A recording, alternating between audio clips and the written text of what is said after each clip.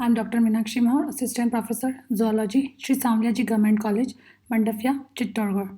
Today I'm going to give lecture on oogenesis. It is also called ovogenesis, and it is the process whereby oogonia, that is immature oocytes, are transformed into mature oocytes. This process begins before birth, but it is completed after puberty. It even after puberty is still continues till menopause, that is permanent cessation of the menstrual bleeding. Oogenesis is a form of gametogenesis.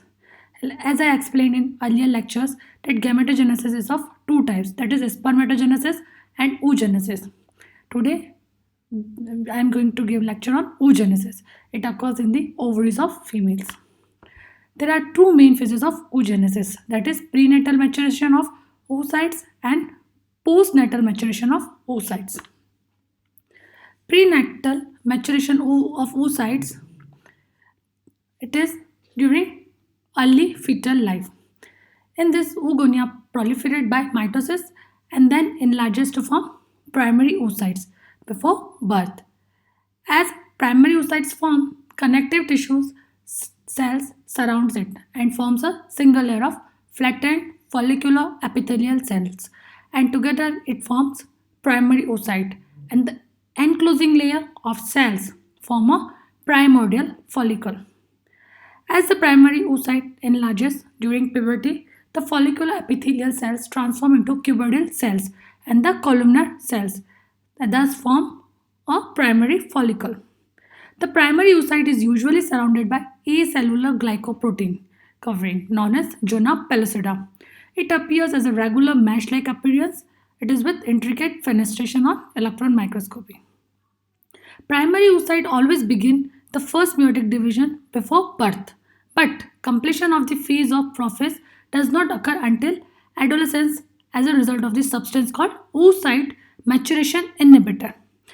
This inhibitor is secreted by follicular cells which surrounds the primary oocyte. Now, postnatal maturation of oocytes. Shortly before birth, all primary oocytes have started the prophase stage of meiosis first, but instead of proceeding into metaphase, they enter the diplotin stage, that is a resting stage during prophase, that is characterized by a lacy network of chromatin. The primary oocyte remain dormant in prophase and doesn't finish their pre-meiotic division until puberty because due to the effect of oocyte maturation inhibitor. The total number of primary oocytes at birth is estimated to vary from 7 lakh to 2 millions, with most undergoing atrophy during childhood, leaving approximately 4 lakh at the beginning of puberty, with fewer than 500, which is being ovulated. Some oocytes that reach maturity late in life have been dormant in the depletion stage of the first meiotic division for about 40 to 45 years or more before ovulation. This long duration of the first meiotic division, which can last for an average of 45 years, and it may be responsible for the relatively high frequency of meiotic errors leading to congenital anomalies observed with increasing maternal age. These primary oocytes that are halted in the stages of prophase are vulnerable to the environmental agents such as radiations. At the start of puberty, one follicle usually matures and the oocyte is released by a process known as ovulation. Now we will see stages of oogenesis. In this first, primordial oogonium divides by mitosis. This multiplication takes place in ovaries of female fetus, that is unborn female body. Now, oogonia converts into primary oocytes by growth phase. It occurs each month in ovary of female after puberty. Primary oocyte divides meiotically, and it is a meiosis first division and forms first polar body and the secondary oocyte, that occurs during ovulation. If fertilization occurs, that is, if sperm approaches the secondary oocyte, a zygote is formed. But before it, meiosis second stage takes place.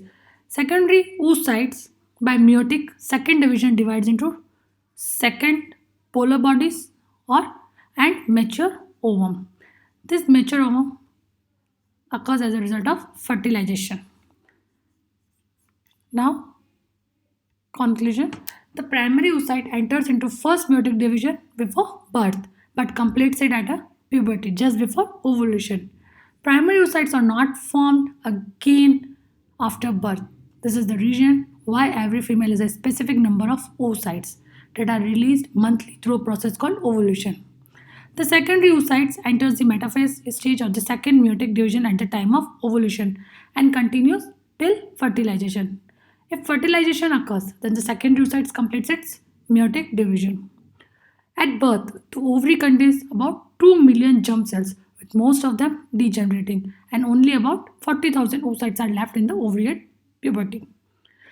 That it means oogenesis involves mitosis and meiosis as the proliferation of oogonia, which occurs by mitosis, and other stages of oogenesis are then completed by meiosis.